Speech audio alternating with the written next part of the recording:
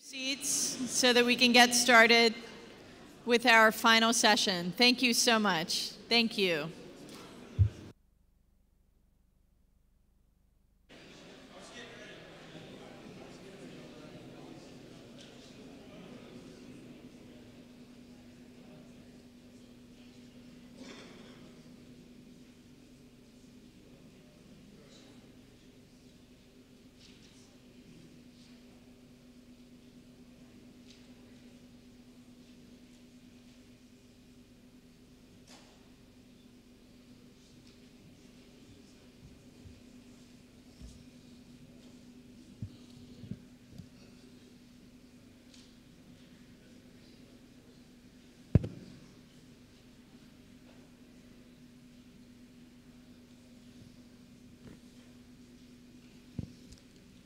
If I could please ask the panelists to take their seats. If I could please ask the panelists to take their seats.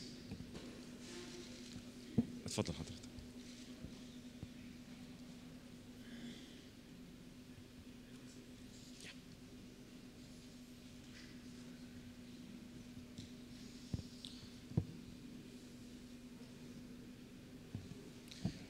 Ladies and gentlemen, good morning.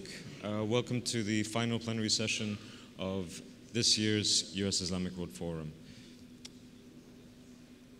Today's panel, I think, is very much at the core of this conference's theme, inclusion. Many Muslim-majority countries, as well as, of course, the United States, gain and benefit from a rich diversity of religious communities, but that can also serve as a source of tension as different identities collide. Governments face the challenge of ensuring the right to be different, the right to be respected, but they also have to deal with certain social and political realities that mean it can be difficult to resist certain populist drivers. And that can manifest itself in a broad variety of ways, ranging from court cases about religious dress, for example, which we've seen in some parts of the West, to incitement, to violence about religious minorities by populist figures in the East in Muslim-majority countries. And in between, there are many other rather troubling possibilities. And these are challenges not simply for one sector of society in these different countries, but for all parts of those societies. We have a very august panel today, I'm pleased and proud to say, to help us understand how we might find a decent balance in the midst of all of those questions. The panel brings together officials and civil society leaders who have engaged in these challenges in exceedingly different ways in both the United States as well as the Muslim world.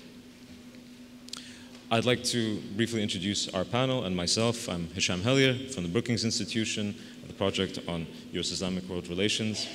And our panel, all of whom are incredibly well-accomplished individuals. So to make this manageable for the session, I'll limit myself to a few highlights, but you should all have their full bios in your packs. To my immediate left, Mr. Rashad Hussein is the United States Special Envoy to the Organization of Islamic Cooperation. In this role, Hussein seeks to deepen and expand the partnerships the United States has pursued with Muslims around the world. He's worked with the National Security Staff in developing and pursuing the new beginning that President Obama outlined in his June 2009 address in Cairo, Egypt. He received his JD from Yale Law School, a master's degree in public administration from the Harvard Kennedy School, and a master's degree in Arabic and Islamic studies from Harvard University. To his left, sitting next to him, is Merhazia Maiza. She's the vice chair of the National Founding Assembly of Tunisia and co-president of Religions for Peace, the largest international coalition of representatives from the world's largest religions dedicated to promoting peace, which she joined in 1996. Previously, she served as the coordinator for the Global Women of Faith Network, a women's mobilization program established in 1998 to advance the role of religious women in international development, peacemaking, and post-conflict reconstruction.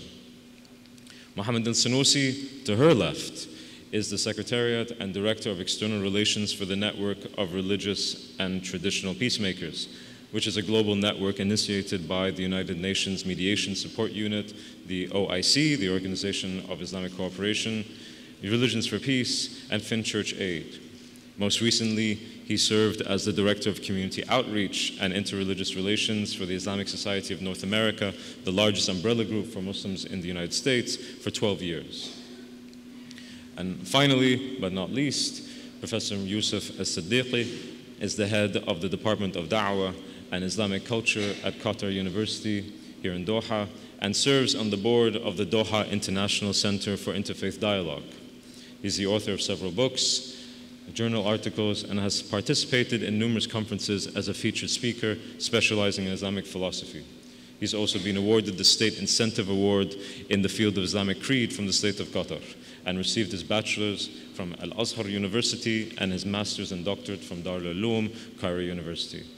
Ladies and gentlemen, I'd like to ask you to please welcome our panel.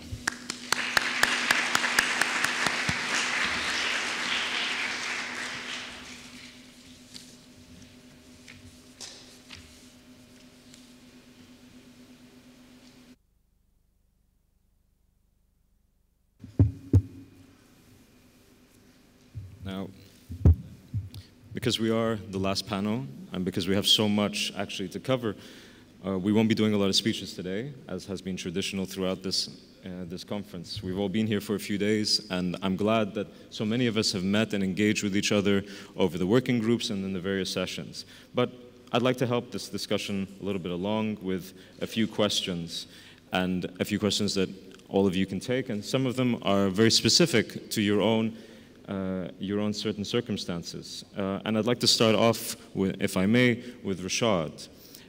You've been involved in this arena for many years. You come from a religious minority community in the United States, but you deal extensively with the challenges and the problems that face Muslim communities around the world. And I know that you've also looked very closely at non-Muslim minorities within the Muslim world. Within your own realm over the past few years since you took on this position, what are those key challenges that you've been facing, and how do you think that we can actually get past them now? Well, thank you so much, first of all, to Brookings for organizing another wonderful forum and for putting together this panel, actually. It's on a topic that's really important for all of us. And thanks also to Hisham. You read everyone else's bio, but I also wanted to add that Hisham has been a great partner over the years as a friend and as someone who's done tremendous work. So I really appreciate everything that you've done.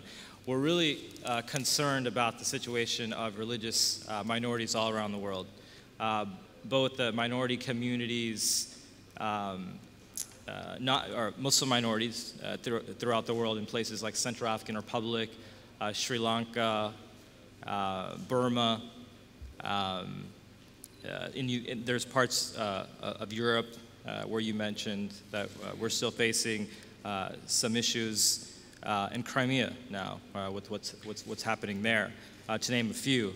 We're also very concerned about the situation of people of all faiths that are living inside OIC countries, the Muslim majority countries, in places like Iraq, Pakistan, Egypt, Sudan. We saw a case very recently that we're still very concerned about, and of course Nigeria.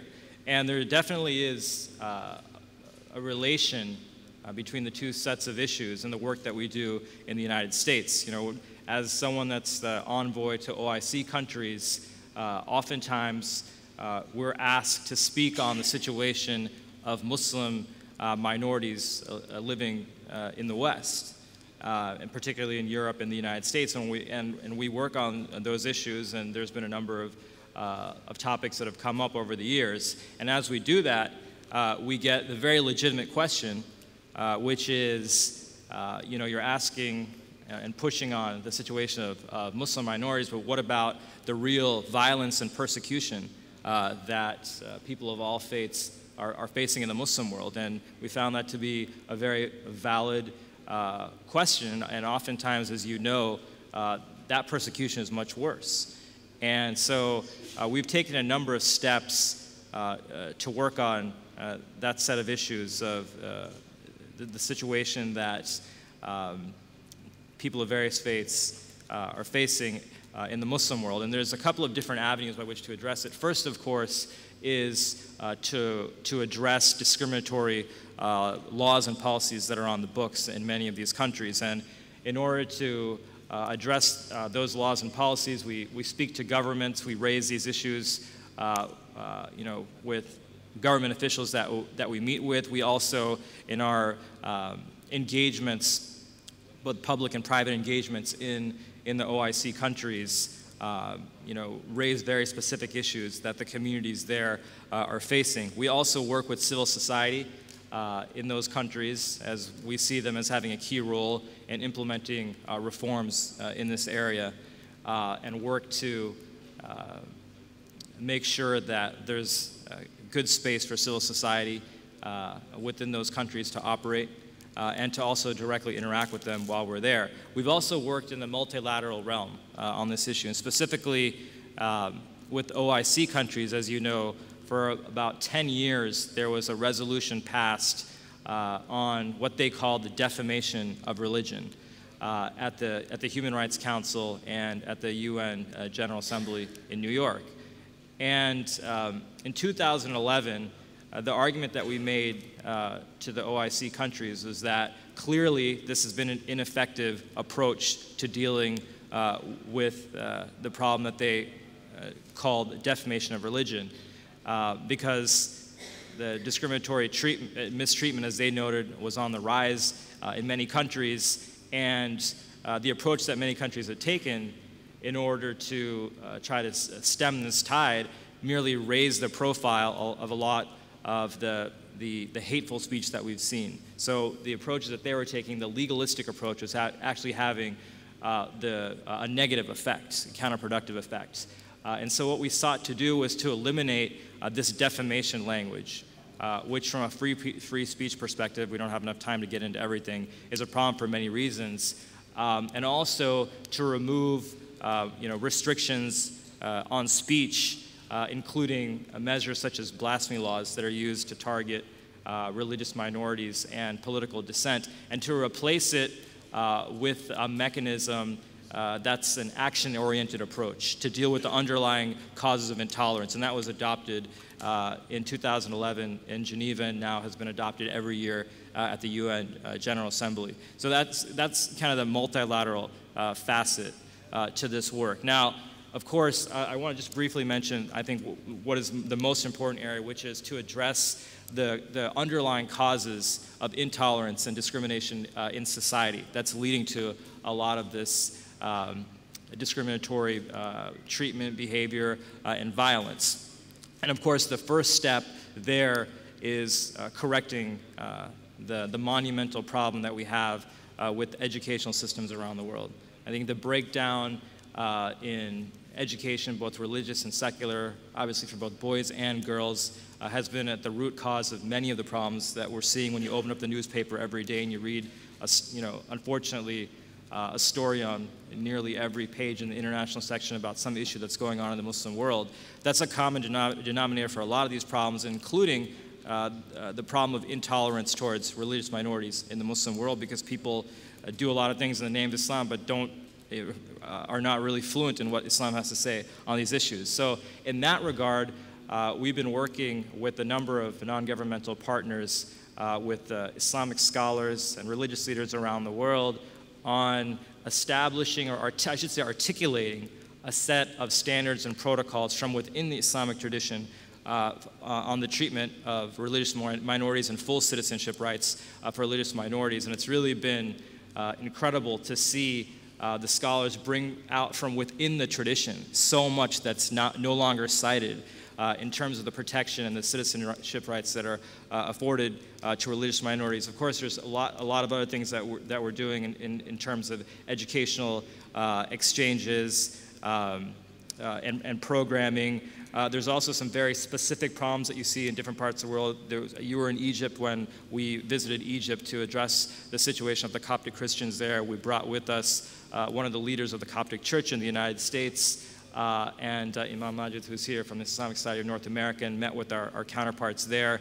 We've been working on the issue of anti-Semitism. We've had 2 trips to the Holocaust sites, one with imams from around the world and one with imams from the United States to address anti-Semitism and Holocaust denial in a number of OIC countries. And then again, it's a matter of working with civil society and continuing to raise these issues, monitor these issues with international reports and the other awareness efforts that we have. Thank you so much, Rashad.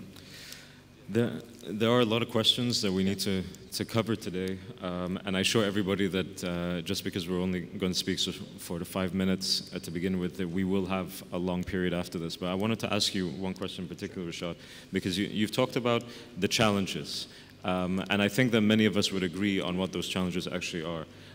I think what's difficult, though, is what to do about them. And particularly in the Arab world over the last few years, you've seen religion become more and more pronounced as not the original source, according to some people, of conflict, but when identities collide, right?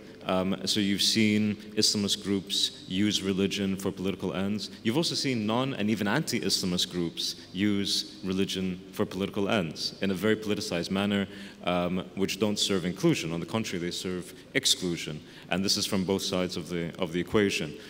What sort of actual points of action do you think the United States can do in engaging with their allies? Because over the last few years, it doesn't seem that on that particular issue of the politicization of religion for a very exclusionary context, it doesn't seem like we've been very successful in that regard. Well, I mean, as a government, one of the things that you want to do, in addition to raising these points with our counterparts in civil society, is to make sure that you don't have laws and policies on the books that can be exploited for exactly this end.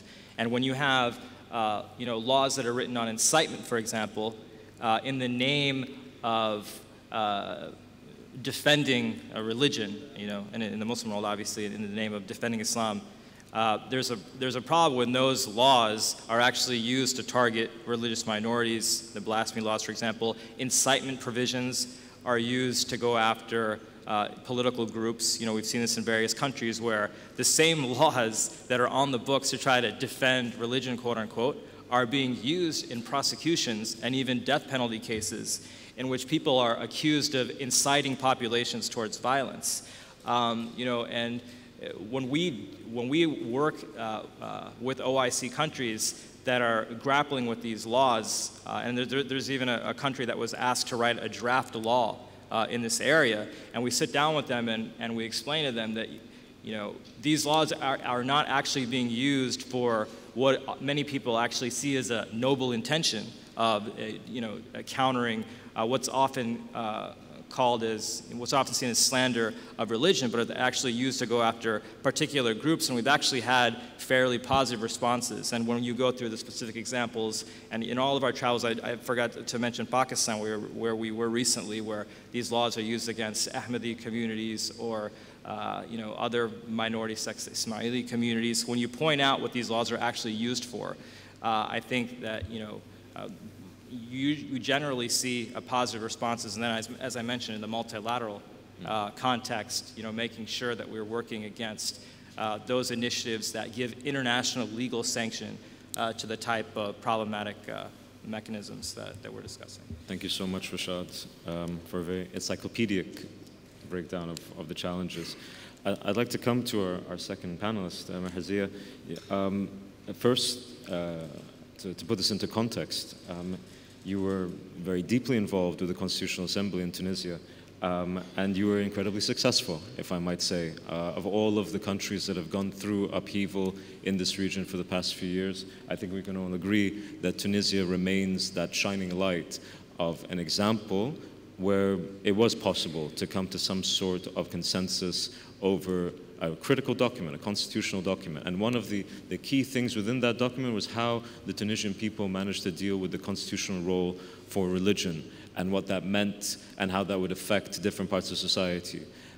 So first, congratulations. Secondly, what lessons do you have for the people in this room and those who are watching from far away? What sort of lessons do you have for that particular question, the constitutional role of religion in a region that is is probably the highest in the world in terms of placing importance on religious identity, but all too often seems to have used those identities for conflict. What are your thoughts on how other countries in the region can actually benefit from that experience? And thank you. Thank you. First of all, I want to thank the Brookings Institute and the Ministry of Foreign Affairs in Qatar to offer us, and especially to offer me this opportunity to address you. But please allow me to speak in Arabic, because discussing and in such forum is also making languages meet and dialogue and exchange. Bismillah ar-Rahman ar-Rahim. In the name of Allah, most compassionate, most merciful. As a matter of fact, I very much wanted actually, before coming to such a forum, as an activist in the interfaith dialogue in France and Europe, and also at an international level. But I've come here actually, and I have this experience. I mean, that I participated already in the interfaith dialogue as a woman party, and sometimes with men party, and especially the youth. And I'm now have a political mission as a representative for the Tunisian Legislative Council, and I have a good knowledge of the constitution development, how such two experiences have met, and how have I become a politician and also have drafted or participated in the drafting of constitution. How have I coped with and harmonized those two experiences in constitution? Not all Tunisians are Muslims. As you know, we have a segment of community, our Jewish citizens there. We are proud of having them as citizens and fellow citizens. And we have also some portion of Christians. I believe in having these two experiences meeting together, how to benefit from meeting the other, having dialogue with the other, while we have the mission of legislating the public space to accommodate for all. Before that, we would talk about the dialogue between dialogues or interfaith dialogue. I believe this issue is not a matter of meeting of and fertilizing and cross-breeding of ideas. Rather, we should fertilize wills and experiences. When persons and wills meet together, we can draw a path, and on this path we can start our dialogue, breaking the pre-concluded ideas. We should not jump to conclusion. We should focus on what this man or woman is, what he or she wants, and we start building a mutual joint image. We should give him and her the chance to express themselves, so as to build a good space or a project for coexistence and accommodating differences. That is what I knew and learned while I was in France, being a member in a minority, religious minority there, I mean Muslim. But just having dialogue over papers and good intentions, this is not enough. So allow me to say here that I would like to commend and salute Ms. Amina Wadoud. She was a person who encouraged me to get into this experience, and she was the first president of Muslim or believers, women believers. So when I joined the legislative council, I told them, why do you nominate me as a vice president? They told me, this is a very important stage for building constitution for all Tunisians, and we need your experience in the interfaith dialogue. How to meet, because our mission would be difficult. So what's important here is that how I have contributed, along with my other Tunisian colleagues, in the Legislative Council in the first track, and also how we have accommodated and accorded for various religions, different religions.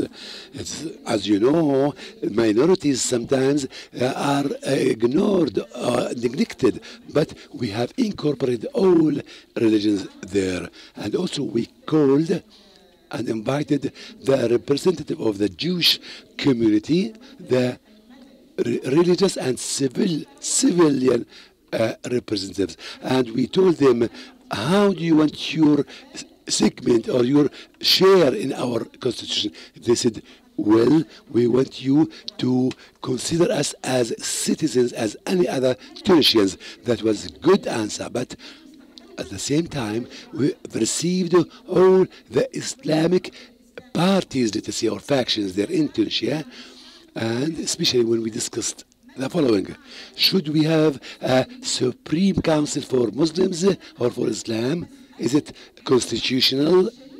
And also, should we mention Sharia in the Constitution or not?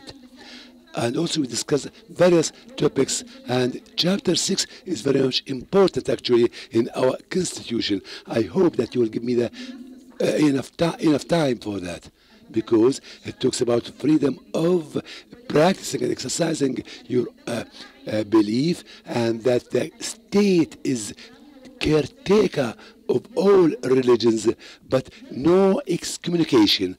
Excommunication is not allowed. You cannot attack others because of their religion. That was the product of all dialogue, and I believe that my experience in Religions for Peace helped me to be a vice president and to support all committees to be more sensitive for that issue, because what we have learned in the West as Muslims and minorities, we have learned how to demand and to cause or to make the legislator there, to make them know about your feelings, to respect your religion, to listen to you, to interact with you positively. And now I am in the position of regulating and legislating. I am trying to utilize this to have dialogue with the other. But we have to remind ourselves of the links that gather us, I mean respect of the law. And I will conclude here. I have received many factions or parties. They represent Islamic denominations, sects, let us say. So I received a party or a group from the Liberation Party. They told us, this is our demand in the Constitution, look at it and take it. I told them, all right, you as others, we welcome you as a segment of this community. One of them told me, he was a young man, he said that your constitution is infidel. It is not believing, it is not a constitution for believers, and we don't recognize your democracy. I told him, wait, democracy made you come here. It allowed you as a party to deliver your proposal. So when we are having and drafting this constitution, we are doing that for coexistence for all. It is not for you all. Thank you. Thank you so much, including for being so poignant in your points. I wanted to pick up on one particular thing before we move on. You talked of the project for coexistence, and it's something that you're obviously very deeply involved with and have invested a lot of passion into.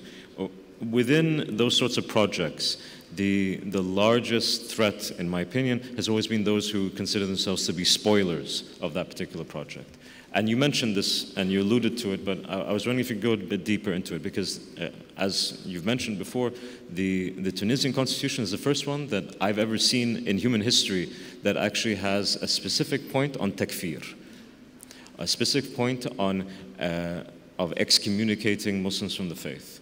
And this is something that has obviously come up again and again and again over the past few years. And it's a large discussion. It relates to religious authority. It relates to defining what religion means in the modern age. But for the first time, I've actually seen a constitution have a legal document that would actually talk about this particular point. And I know it's something that you know quite a bit about. So I'd appreciate it if you would delve into it a little bit for the sake of our audience, both here and elsewhere, because it is a point I think that will continue to rise as we try to include even those who don't want to be included and who may actually seek to exclude themselves. I think Article 6 was not very easy to draft, and it was not easy also to find a consensus about it. There was a debate within the assembly. There was a debate within Tunisian. And we met Tunisian in the 24 wilaya governor. And also Tunisian living abroad. And we had a very deep and difficult discussion with them. Why shall we have an article in our constitution? Sorry, I'm answering in English because I decided to speak Arabic. Okay, I'll continue for this article in English. No problem. We were explaining them why shall we have an article in which we say that the state is the guardian of the religion. And when we say religion, it's not only Islam, but all religions. It guarantees a freedom of conscience. And it was a big debate. How can we, as a Muslim country, and of course, we were asked as members of Nahda, belonging to a party referring to Islam, how can you accept freedom of conscience? And I think that it was very useful to discuss with Tunisian that freedom of conscience is also from Islam. And it doesn't mean allowing people, let's say, to debunk Islam or to attack it. And of course, and the state guarantees the free exercise of religious practices and the neutrality of mosques. This was also a very important debate. And places of worship, not only mosques, but all places of worship from all partisan instrumentalization. The state undertakes to disseminate the values of moderation, tolerance, protection of the sacred, and prohibition of all violations by law and not by violent acts or demonstration or attacking, for example, exhibitions or killing artists. No, by law. If you have something to say, my religion has been, for example, or my Islamic feelings have been attacked, so you have the tribunal, the law. And it undertakes equally to prohibit and fight against calls for takfir. And we said calls for takfir to specify that it's really any call for takfir shall be punished by law and incitement to violence and hatred. And I think it deserves this hard debate. We spent a week discussing the final draft. And because we set a balance between the respect of religious feelings, but the respect also of freedom. Freedom of expression, freedom of conscience. And I hope that this article will be implemented, because the real challenge is not writing it, but implementing it. Thank you so much. I'm very pleased to welcome Mohammed Sanusi, someone I've known for many years, in his previous incarnation at ISNA, and now in his new job. Mohammed, you serve in a very particular position, and you have a very wide depth of experiences. You grew up in a Muslim majority country. You became an American, and you became part of an American demographically minor Muslim community. And now you're working within the United States, but also elsewhere, in addressing these issues around coexistence, religious toleration, and so on. And I'd like to come back to some of these questions as well with you.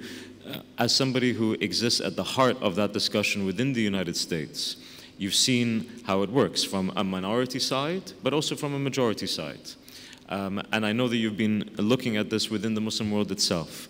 As somebody that is part of a demographically minor religious community in the West, what sort of new insights have you developed over the many years that you've been looking into the subject for minority communities within Muslim-majority countries as well? Thank you so much. Thank you, Dr. Hisham, and thank you to Brookings Institution, as well as to the Minister of Foreign Affairs here in Qatar for hosting such an important meeting. I would like to begin by saying that this particular topic is a very critical topic because address very critical issues, important issues, and basically the role of religion and religious communities around the world in accommodating religious diversity. It's a topic that I think is very critical, and as we live in the world today, it's very important to emphasize the role of religion and religious leaders in particular. My experience, and as Dr. Hisham has said, I have been working for the Islamic Society of North America for over a decade, and I was fortunate enough to engage with the American Muslim communities. And as you know, the American Muslim community is very diverse communities in the United States. It's not a monolithic community.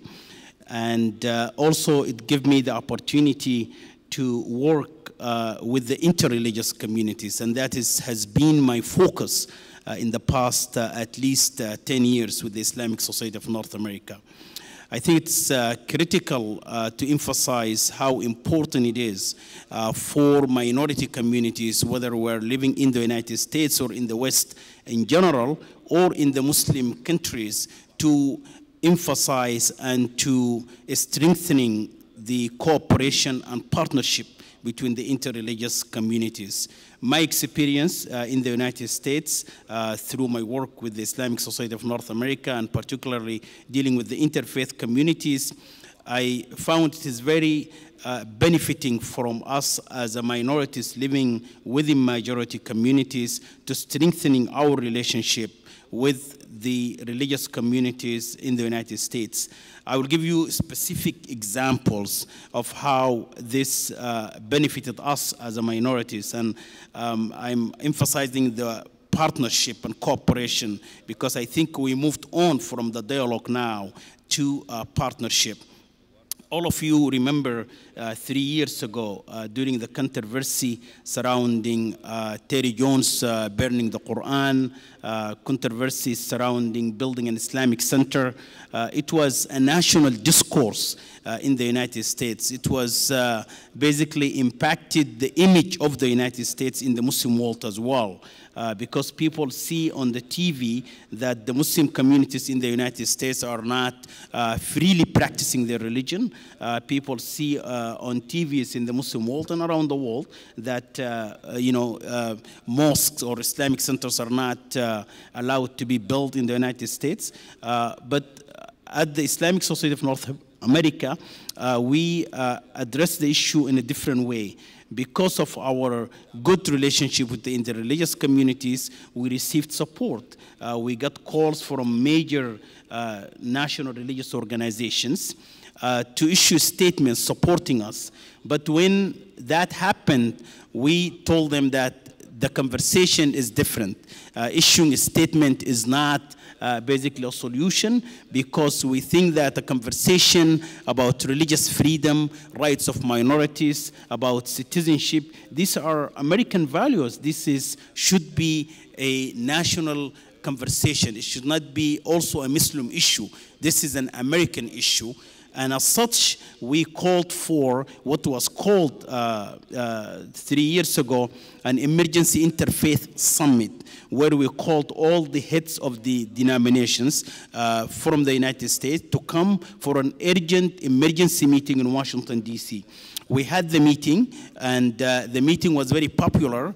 At the time that the conversation about burning the Quran, at the time that Secretary Gate picked up the phone and called Terry Jones, told him that please do not burn the Quran, because this is going to jeopardize our troops outside the United States, in Afghanistan and other places. But he can only do that much. The president also cannot do anything about it, because Terry Jones has a freedom of expression.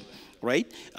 But we address the issue through the moral lens. We mobilize the religious communities. We brought them in Washington, D.C. and address our nation, saying that what Terry Jones actually is doing is not representing America. What Terry Jones is doing is not American value. So that in particular has changed the course in the discussion. This religious group, they came together and they institutionalized that particular press conference by creating an organization called Shoulder to Shoulder, standing with American Muslims, upholding American values, and to accommodate the diversity of the religious communities and the minorities in the United States. Looking into the United States, also we felt it is our obligation, and President Imam Majid is here, also to address the situation of religious minorities living in the Muslim majority communities. We had a number of workshops and meetings around the Muslim world to bring consensus around the Muslim scholars on the issue of religious freedom and rights of minorities. In fact, we had one workshop in Tunisia where Mahrizia was there, and the purpose is that how to carry this conversation so that can also inspire the constitution that is being formed at the time. So that was very critical. All the religious freedom values, all the, the freedom values. We talked about citizenship. We talk about the right of minorities, and it came clearly in the Tunisian constitution. So I think we have a role to play as religious communities, not only emphasizing this issue, but in fact taking it to the next level. Thank you very much, Mohammed. I have one particular question I'd like to sort of pull you up on, and it relates to something you just said at the end. In terms of engaging with that religious establishment within Muslim-majority countries, you're bringing, from what I know, civil society activists, community leaders, even American religious leaders themselves, and that's a certain type of cultural capital that you bring to bear. But I'm curious, what was the sort of reception that you got? How receptive were those religious establishments in different parts of the Arab and also the broader Muslim world? How did you feel that they were responding to those sorts of arguments, coming from a community that they regard as being far away, detached from their cultural context, and from a minority community?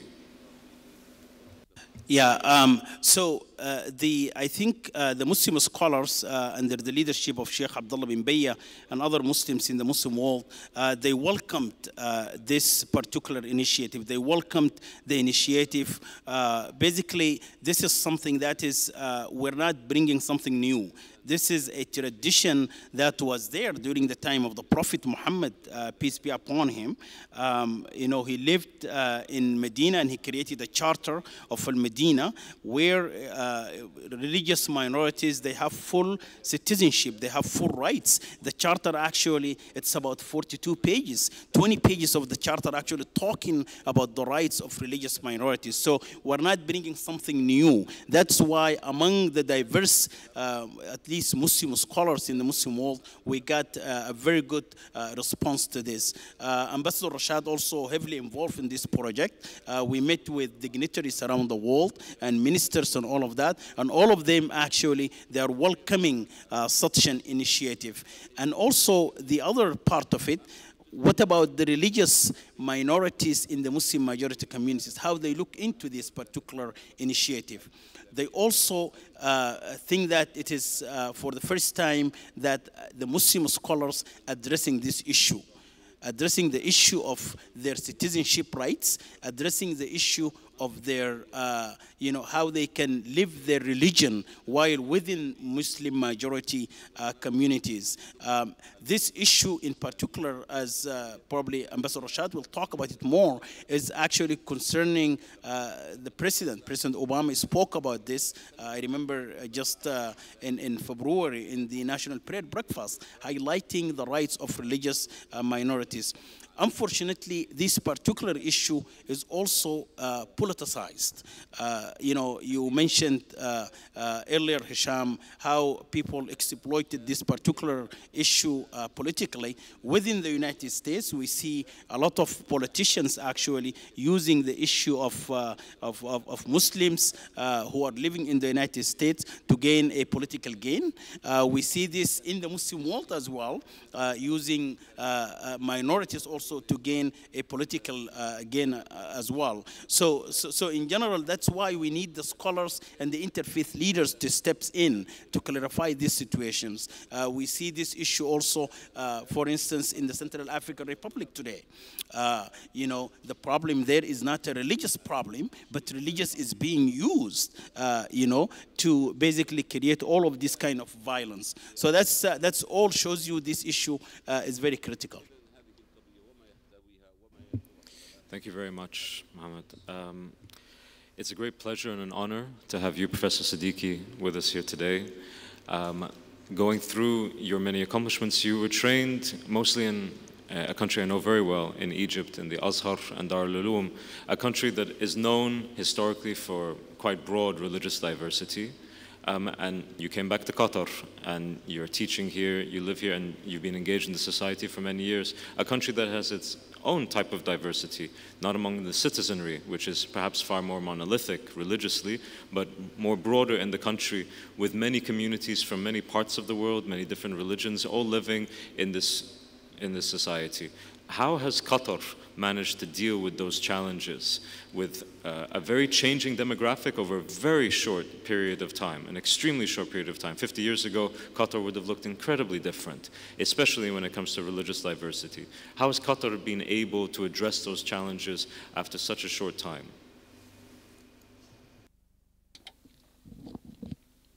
Bismillah ar-Rahman ar-Rahim. In the name of Allah, most compassionate, most merciful, all peace and prayers be upon his Prophet Muhammad, his kinship and his follower and his companions. I will speak in Arabic as a native language of mine. When Qatar has opened itself according to directives of the Emir, the father Emir, that time, to the developments in the world at time of globalization. I mean that the globe now is just a small village, as you know. So the state of Qatar, under the leadership of His Highness the Emir, that time, the father Emir, Hamad bin Khalifa, recognized and knew very well that it was important to get into and involve the country into this world.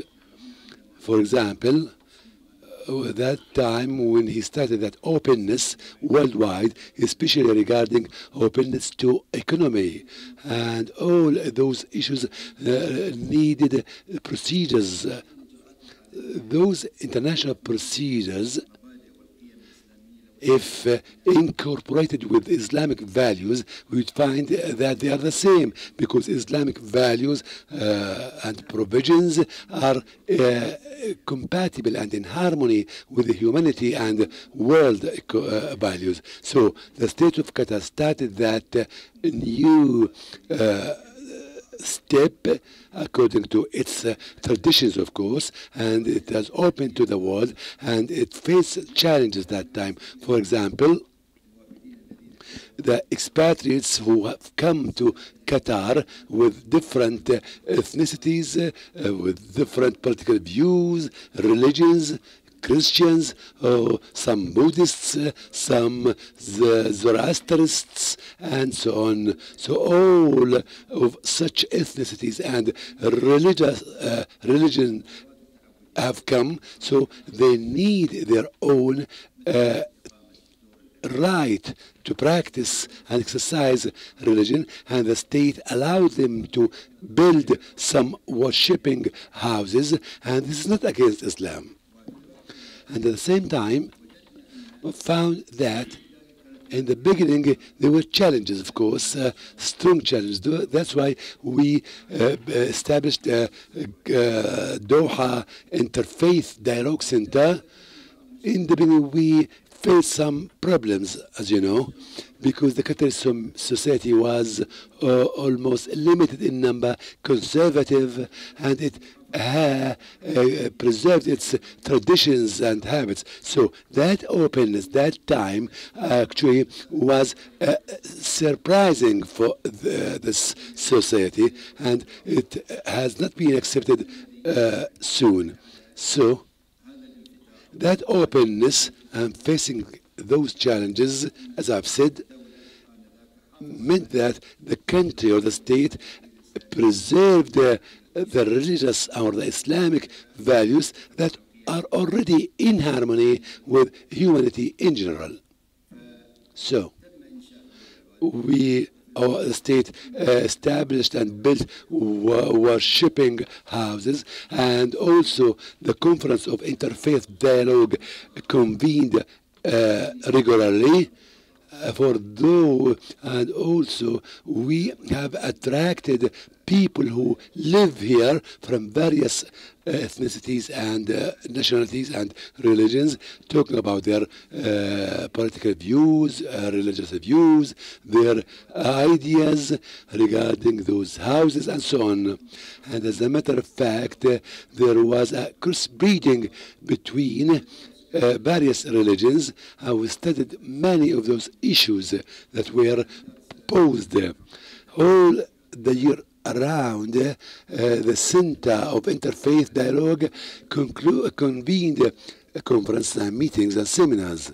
I mean, to call for stability and also not to damage or harm any minority based on his or her religion or ethnicity. The other point is that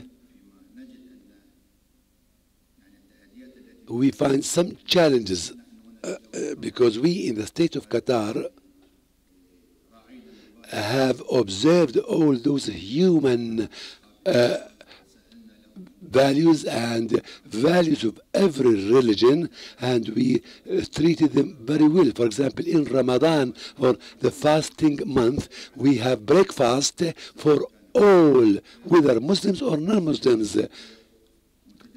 And also, we do not ask a person what his or her religion is if you come to eat from that food in Ramadan.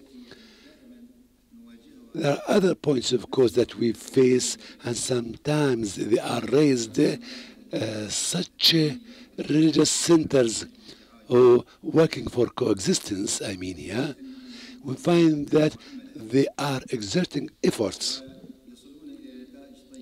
and they have reached good outcomes, but sometimes a political issue appears on the surface.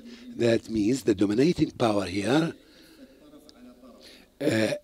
supports a party at the expense of the other party without observing or taking into consideration the issues or the efforts exerted by those centers. And this means that they demolish what we build actually in a moment. It seems to us that it is according to a methodology. So this is a challenge, and we face such a challenge actually, and we want to have a solution for such a challenge. For example, we are here in this room talking to ourselves. It seems to us that the external atmosphere or what is beyond this room is not in our concern or in our... So we have to rely on the civil society centers. Let's be away from politics and its actions and all those powers. We have to depend actually on the faithful persons who feel the suffering of others and who exert efforts silently without propaganda. And this is actually what His Highness the Father Emir of Qatar is doing.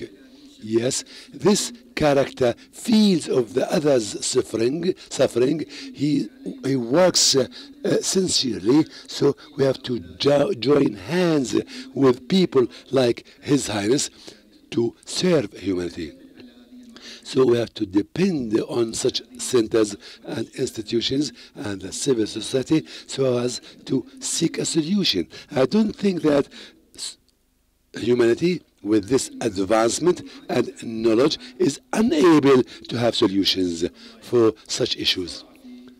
Conflict in Syria has been going on and will go on because political parties there are fighting each other.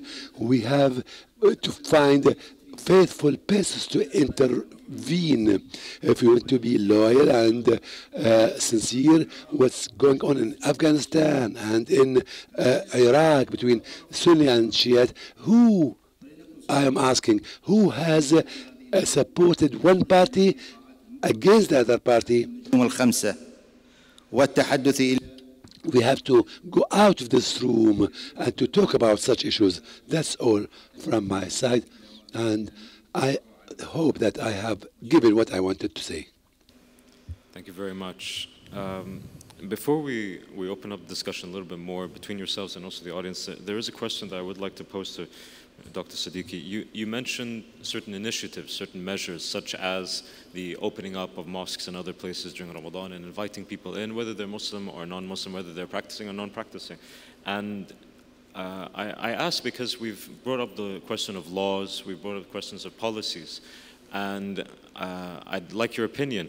How important do you think it is to focus on new laws, amending old laws, or precisely these sorts of civil society initiatives that you yourself brought up in your discussion? What would you put more priority on, not just within Qatar, but also more broadly in the region? طبعا الأولوية كما ذكرت هي أولا نحاول أن نبعد الجانب السياسي قليلا، ولو أننا لا نستطيع أن نبعد القوى السياسية، لكن قليلا بمعنى أن try at least, and that means scholars, devoted people to work side by side with the political forces and political power. On the other hand, in regard to accommodation and coexistence and the treatment of the other religious minorities other than Islam, you do not find any controversy or any Islamic values or principles against those people, even if they are non-religious. It is enough to say that Islam, with the noble Quran, ensured the protection of the other believer.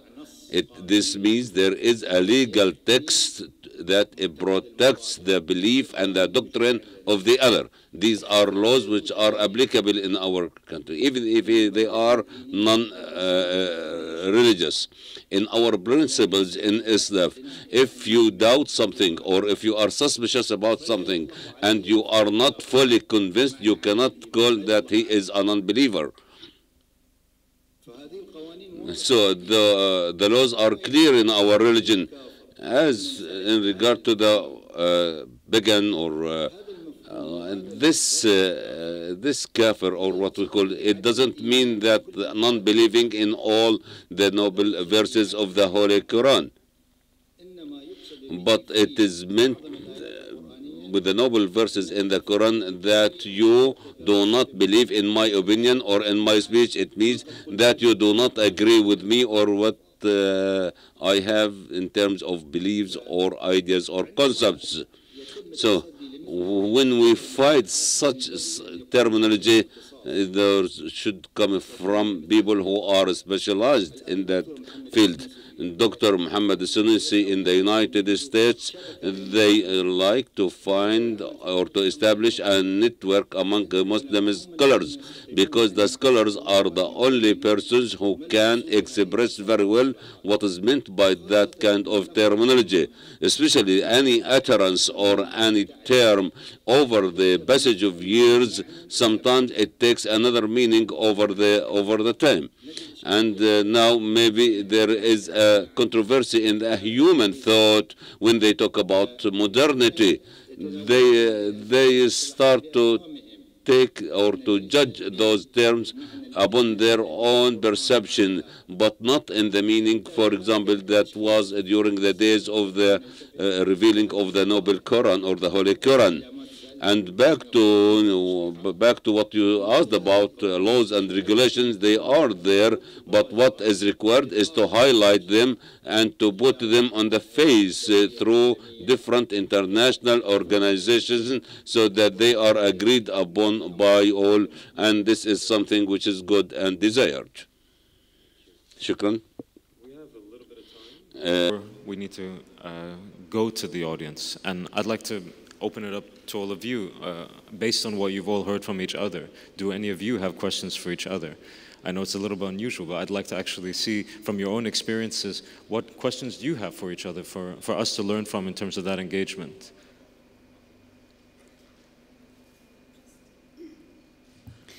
شكرا دكتور صديقي. أريد أن أعقب. Dr. Siddiqui, I would like to comment what he has just said in regard to the terminology. How can we nickname or how can we label the other? I think that one of the most important challenges or impediment, but at the same time it could be a bridge towards the other when there is a dialogue or a conversation, especially if the dialogue is taking place as interfaith dialogue. What is the terminology that cannot abuse the other? And I think that to put away the politicians away from these things, but I do not agree. But maybe fortunately they are there because they communicate with the concerned parties who are leading those debates. They should bear the responsibility. In as much as we care for the religious discourse, we must also pay attention to the political discourse, so not to use that kind of tension or the violence to attack the other, but to use the peace, and that is embedded in those terms when dealing with the other. I agree with him when he said that people who are scholars, researchers, should take action and to interpret and to explain that kind of those kinds of terminology, but with cooperation with politicians, and we must pay attention to educate what we call the imam or the leaders or the preachers, especially those who preach in mosques and churches, because every week they meet thousands of people. So they are the right persons to carry the flag of debate and conversation. But that will not have an influence or impact. I talk as a Muslim, but if it is carried out by the imam in the mosque. So we need to focus on the culture of dialogue or the dialogue culture, so that this kind of accommodation and this coexistence becomes a reality and something on the ground. Yeah, in the beginning, I said that we need to take into account that the politician always looks for his own interest. Now politics are built, or politics is now built on the benefit or the pragmatism. So the politician does not move a step forward unless he benefits or unless he has an interest in that. The loud voice should come from the advisors, from the scholars, the educated people. And so the terminology and words actually is an important issue. And if you follow a certain term in the time sequence or in the time context, the word secularism, when it when it was first found, that to take the reasons that lead to the results. And this is what Islam calls for. So the Islam in the beginning, it was a secular religion. But after that, the term has reached to this phase where the religion should be separated from the authority or from the power or from the state. So always these questions are raised in interfaith dialogues, of belief, and those things that relate to religion. In our literature, maybe in the Tabaqat Ibn Sa'd, he said that once the man is about 18 years old, he should be given the choice to choose his religion. Would you like to keep embracing Islam or not? So these issues and controversies are too many, and we cannot tackle or address that all in one session. Thank you. قبل أن نعيد. I think in sum, we're addressing the situation of Muslim minorities outside the Muslim world. One of the central point that we try to make is that restrictions on religious freedom that are done in the name of national security often undermine national security. You hear the extremist narrative that the government is against the Muslim communities, is against Islam. And when these types of restrictions are implemented, we made this argument when we were in the western part of China, in Xinjiang. We made this argument in Ethiopia, because when you talk to the governments, invariably they say that we're concerned about extremism cropping up. And the point that we make is that actually what they're doing is undermining national security. And then in Muslim majority countries, a lot of the restrictions that are made in the name of Islam are actually against Islam. And we go back to the very fundamental point, and we've talked about our meetings with the religious scholars, but a simple reminder that when Islam was revealed, the Muslims themselves were a minority. There's a very famous verse, وَاذْكُرُوا إِذْ أَنْتُمْ قَلِيلًا مُسْتَضَعَفُونَ فِي الْأَرْضِ تَخَافُونَ أَنْ يَتَخَطَّفَكُمُ النَّاسُ فَآوَاكُمْ وَأَيَّدَكُمْ بِنَصْرِهِ وَرَزَقَكُمْ مِنَ الطَّيِّبَاتِ لَعَلَّكُمْ تَشْكُرُونَ. And this is a point that was made in Tunisia by some of the scholars there, that you yourselves started small and weak in the land. And the verse goes on to explain how the nasr, how the help came to these people, and it wasn't through oppressing those that were around them. It was actually by upholding the values. So on both ends of this debate, when you're talking about Muslim minorities, the actions that are being taken actually undermine the goal, which is national security, and the actions that are being taken in the Muslim world to advance Islam are actually undermining Islam. I'll go to you, Mohammed, and then we'll open up to the floor. Sure.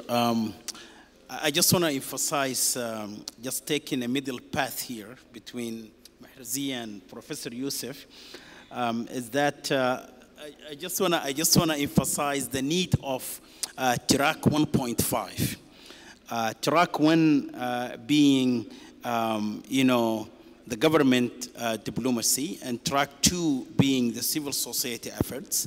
So we need to emphasize track 1.5. We need to have that partnership between interfaith partnership and cooperation, civil society group, and government.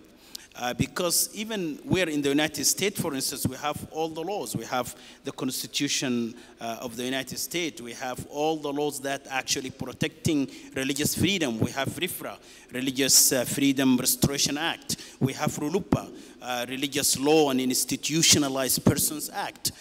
We have laws that permit, all of these laws are there, but still you see violation of these laws. That's why we need the interreligious communities, we need the faith communities to come and put forward that moral values.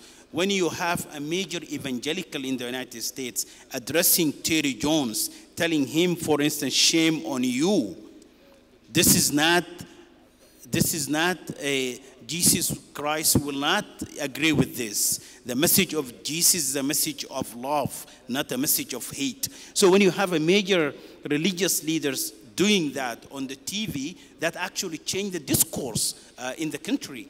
Government cannot do that. So that's why I need to emphasize that track 1.5 partnership. You know, I mentioned earlier our trip to Central African Republic. We did this in the partnership with the State Department, with the Office of Ambassador Rashad Hussein. We took a major interreligious delegation, Cardinal McCarrick representing the Catholic Church. We have 25% of the people in Central African Republic are Catholic. We had with us Pastor Leith Anderson. 51% of the Christian in Central African Republic are evangelicals. And we had Imam Majid with us, 15% are Muslims. And we were able to go and visit mosque and visit the cathedral and talk to religious leaders to tell them our model of coexistence. So that's why we need track 1.5. Thank you so much. Thank you, Sanusi. With that, I'd like to open it up to the floor.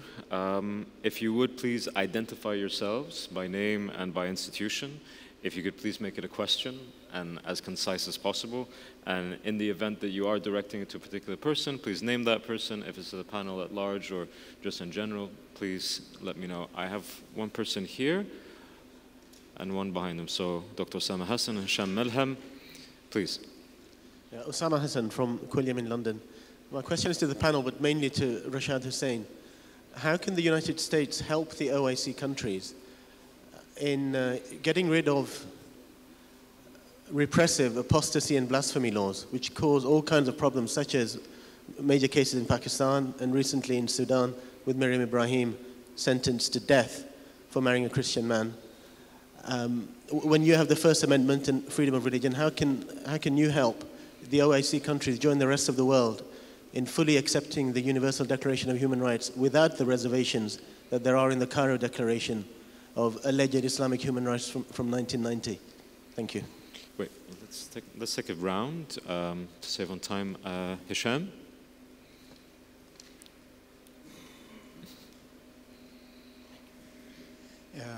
Hisham Melhem Al-Arabiya. I'd like to ask a question about the issue of protecting minorities. I have a problem with the word protecting minorities. Why should minorities be protected in a majority Muslim country if in modern times we should seek the equal rights of citizenship? People say Muslims tolerate other religions. I have a problem with toleration. I don't like toleration. Why should I be tolerated? You tolerate your little kid if he does a mistake or something. But as a citizen, I want my full citizen rights to be enshrined in a constitution that protects me as a member of a minority, just as it protects you as a member of a majority. I think these are serious questions that should be addressed in modern times. Yes, it's true, throughout its history, Islam was more tolerant, quote unquote, towards other minorities. But in modern times, the issue or the concept of protection can be insulting. I want to live as an equal citizen in a modern state, a modern civil state, ruled by one constitution that treats everybody, man or woman, Muslims or non-Muslims, with equal rights. And I think this is a challenge for Muslim jurisprudence in the 21st century. One minor query. I heard Terry Jones's name mentioned several times. Terry Jones is an insignificant human being. Insignificant little man. Not a religious leader. He wanted to do something stupid, which happens to be protected by the American Constitution. He can burn the American flag. He can burn the Bible. Sham, we're going to have and to then ask you in to the ask Muslim a world, we treat it as a huge, significant development. This is a religion that's been around for 1400 years, created one of the greatest civilizations on earth. It is the fastest growing religion in the world. And then when you see the reaction in the Muslim world for the acts of one lunatic, I wonder what is happening. If this religion that survived tremendous hardships, and it's still the fastest growing religion in the world, is threatened by the action of an idiot? All right, Hisham, Thank you. We'll take one more question. Imam Magid in the front, and then we'll come back to our panelists. I think the Ustad Mahrazia have raised a very important question. It is not a problem of the law. You can have all the constitution in Tunisia stating all of these beautiful things. Your problem is in the preaching and the teaching in the mosque. You will have a big gap between the law and reality, between what the individual making fatwa in the masjid. How you will address the issue of that gap between the intellectual exercise of writing the Constitution and educating the public and the mass on the Constitution itself, and challenging the imam and religious establishment to adhere to those principles. Thank you very much. Now, I'd like to come back to our panelists, but Rashad, I know that question around blasphemy laws and apostasy laws was directed at you, but I'd like to actually address it to both yourself and to Professor Siddiqui. How do we address these concerns around blasphemy laws, around apostasy laws that are in the Muslim world, without making them receptive, making the concerns understood, and without creating a backlash at the same time, so that this becomes something that's truly ingrained and organic within those societies? If I could put that to both of you. Yeah, well, first of all, a lot of times politicians are able to capitalize on these issues by portraying themselves as the defenders of the religion, defenders of the faith, and so they take it upon themselves to make sure that such laws are on the books, and make a big deal about cases in which they try to implement them. And so the way to deal with that, as you said, kind of organically, by creating a movement in society to address this problem, is to take away the political advantage that politicians have when they're trying to implement these laws. And the only way to do that is through educating the people. Imam Majid noted that there's a problem when this type of rhetoric is used in religious teaching, and that's why this instrument of working with religious scholars and religious leaders in the Muslim world to articulate from within the tradition a discourse that's persuasive to the masses of the people, so that, of course, we will continue to, every time we meet with governments, raise these issues, and we're not going to hesitate to do that. And we do it every time we get a chance, not only with governments, but I said with civil societies as well. And we make clear what our values are and why we think it's counterproductive to have these laws on the books. That's going to be persuasive for some people. But for some people,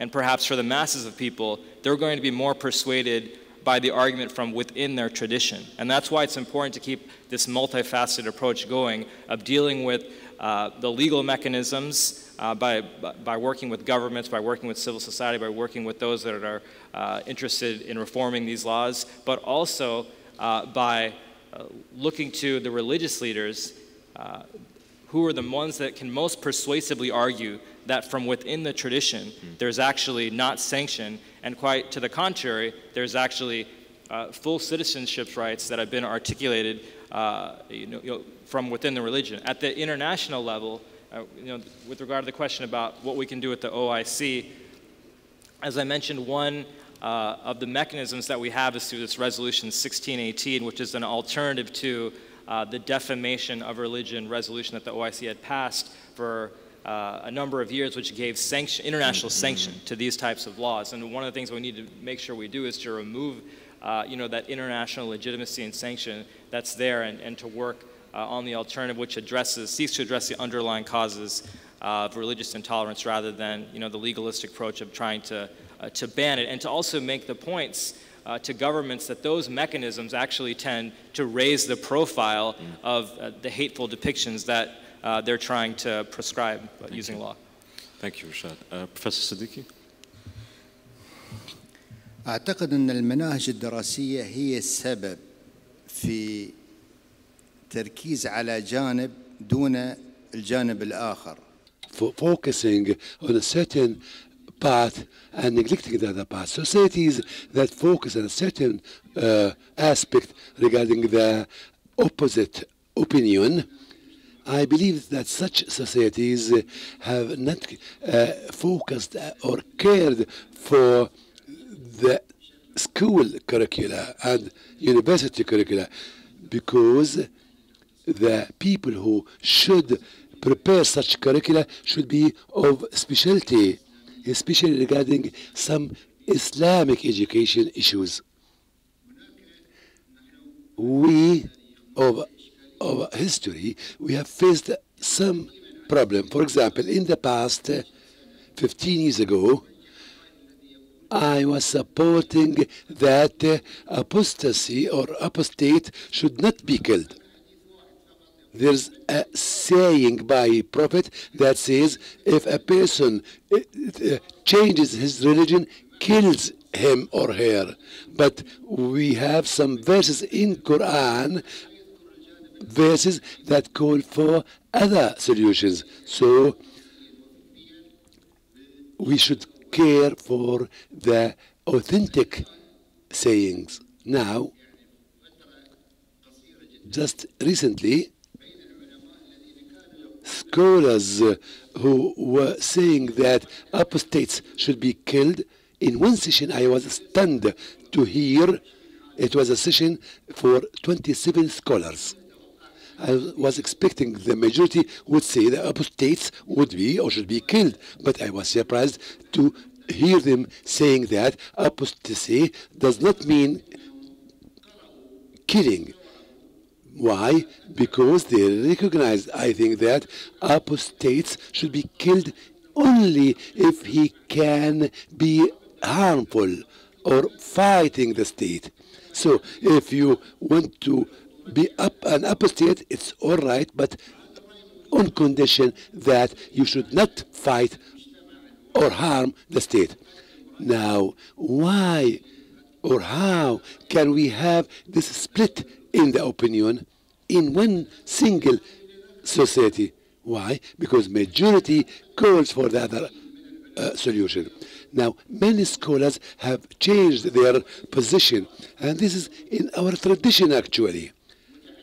Decisions can be changed, but now, is this jurisprudence opinion or Quranic? So we should care for the curricula if we want to clarify the real image of Islam. But unfortunately, the media, especially the Western media, focuses on the negative image of Islam and saying that this is Islam, this is untrue. So media sometimes causes such conflicts. So there should be a network among scholars, Muslim scholars in the whole world, as Mr. Sanusi has said. So when we talk about a certain religious incident, the person who talks should be some scholar who gains our respect and confidence and trust, regardless of that religion. So I believe that we need to care for school curricula. Dr. Professor Siddiqui, but actually to address, because of time, Hisham's question, and there were a few questions that were contained within his comment. This whole frame that we're using today, minority, majority, tolerance, respect, citizen, community. I have my own thoughts on those particular issues, but I'd like to hear from you on that particular point. Is this whole frame completely unhelpful? Are we moving in a direction that will just put us into further and deeper problems? Or is there something to be gained by using these labels and using these frames anyway? Yeah, thank you so much. I mean, first of all, I would like to thank Dr. Yusuf actually for a free advertisement to my network. So this is again bringing the role of religious leaders, and we trying to advance that. One of the questions was about apostasy. Just last week, I took an interfaith delegation to meet with the Sudanese ambassador to address the issue of Miss Maryam, who was sentenced to death in Sudan. But coming back to your question, Dr. Hisham, and I agree with many things that Ustad Hisham had said, particularly the issue of minority-majority question. If you are minority in one place, maybe you are majority in other place and vice versa. So that's why in our efforts we do not actually emphasize this term minority. We talk about citizenship. Citizenship, all of these people who are minority in the Muslim world, Christian in the Arab world or in the Middle East, they are actually citizens, indigenous citizens of these countries. So we are emphasizing the term citizenship, and that's why we're trying to bring full citizenship rights. Also, I agree with him, we don't use the term tolerance anymore. It is in the Constitution, but we use the term respect. We don't use tolerance. We always in the interfaith setting we talk about respect. So I think these are critical issues. But I also wanted to address Hisham's question about Terry Jones. Yes, Terry Jones is a leader for very small congregation, maybe 30 persons congregation in Florida, but actually his act made a global impact, brought bad name to Christianity and the Christian communities. And that's why, and by the way, Hisham is the head of Al Arabiya in Washington, and the media played a major role actually in making Terry Jones himself as a hero in the Muslim world, in the Arab world.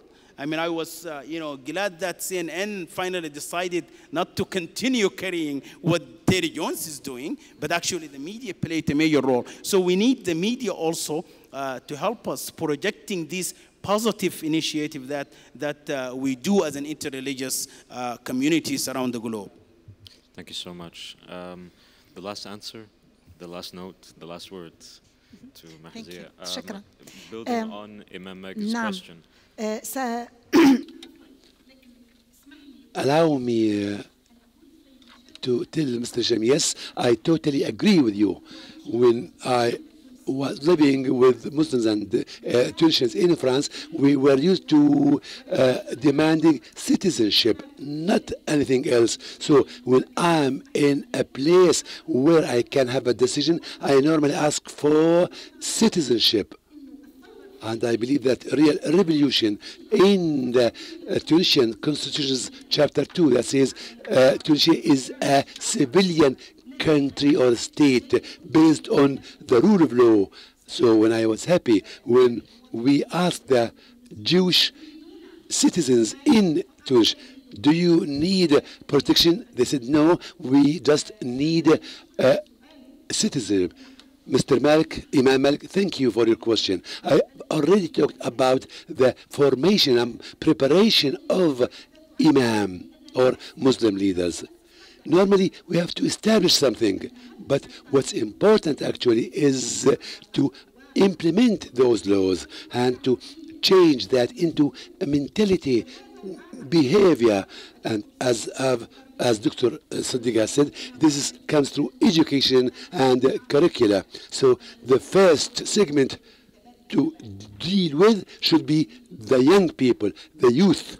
And in Tunisia, for example, I, as a politician, I tried first to work with the youth societies and to open the door of meeting the other, those of different or religions and ethnicities, and also to work with the imams or religious leaders and to interact with them.